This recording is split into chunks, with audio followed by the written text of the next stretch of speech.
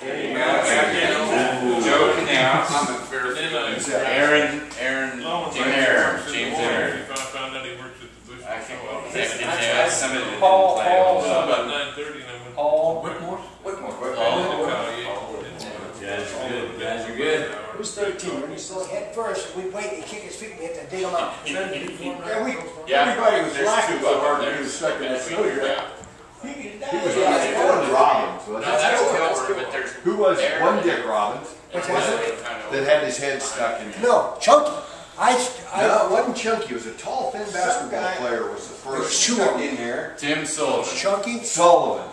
We never got him dug out. His feet were going like that, and then No. they stopped. And we were. I was the one in the cafeteria and I talked to these guys to get up.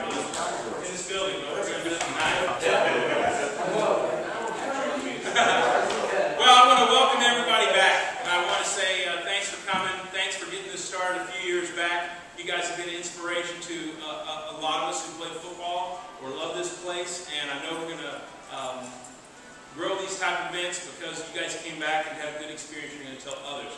I want to toast you guys and your families. I want to toast Kirk Bennett and his family, and say thanks for coming. Cheers.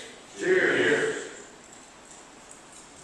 Years ago, I do want to thank this group for a lot of different things. The first is for your efforts at staying connected with Kurt, and I think that has probably been the most significant thing to me as I've watched you sort of come back and sort of the culmination with this little get together that started when I first saw you guys with Kurt at that banquet in Ohio, whatever that was, 5 summers ago or something. And so that's been very significant as a coach, whatever sport it might be, and certainly whatever level it might be. I think that would be what I would covet most as a coach myself, are those lifelong, significant, deep relationships with the players who played and who are playing for me now and will, Lord willing, play for me in the future. So I want to thank you for that. I want to thank you for your loyalty to Kurt. And I know you know this. You know what it means to. You know this better than me. You know what it meant to Kurt this last decade. You know what it means to his family. And I hope in some ways, there's part of it. I think there may be part of Kurt that even knows now. You guys were here and what that meant. So first of all, thanks for that. Secondly, thanks for your commitment to each other. I went to a junior college in Kansas, and then I went to the Chicago area and played. And I didn't necessarily have time to have sort of those relationships develop that were lifelong as a player myself. So again, I'm a little bit jealous of that as I look at you all's relationship with one another, and I know there are many. There was a wedding tonight in Kansas that probably a lot crazier than this get-together is going to be. If we know Ringwald's press box and some fence and that kind of thing. And so I want to thank you for your financial support, not just of that project, but also for many of you through the years. And lastly, I want to thank you for the legacy of football at Sterling. I don't know many of you at all, and I really have no idea why it would be emotional. Although for me, we share a connection. And maybe some of it has to do with Kurt. Maybe it has to do with football. Football is an interesting game. Sterling's an interesting place, isn't it? And sometimes that may bring out some of that in us, but so I apologize.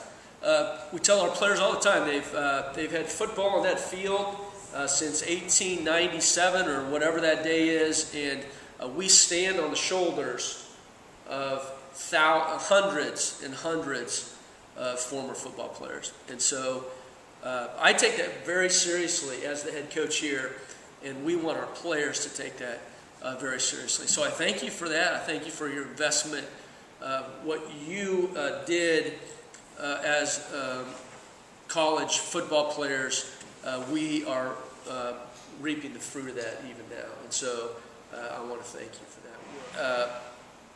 Open it up for any questions just about where we might be as a football program, or I'm also have the great.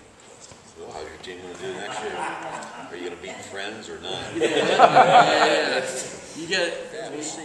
Yeah, I was wondering if you'd be recruiting heavily in the Mineola area.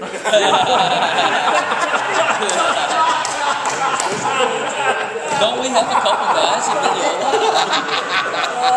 That takes about one day, right?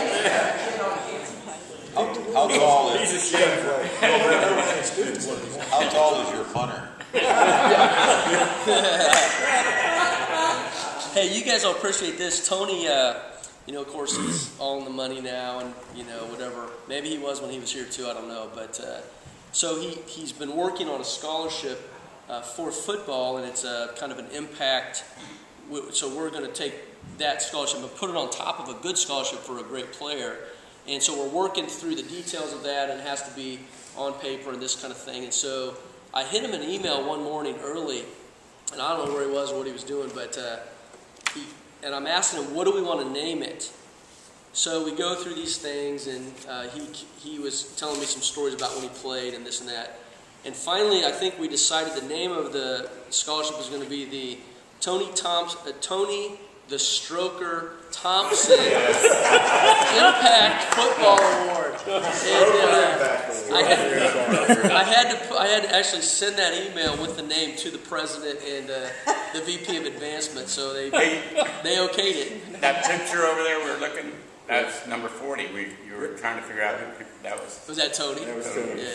That's Stroker. I will never forget that. We came in. So they call him the Stroker? Yeah, he was sitting on the bench. He'd just gotten blasted. He was sitting on the bench with his helmet off, and he was singing, "The Stroker." Hey, you had that on video? Yeah, he just got hammered. Right. And we came out the second half. Coach didn't put him back in. Right. But he was just in a daze. Totally. That's how you got the name? Yeah. Yeah. And he sang all through halftime. Remember Pete McKnight? Yeah. Yes. Claire Gleason just about had a heart attack. Oh, my. 90-some years old, came back from the unleavened. Pete McKnight dressed up.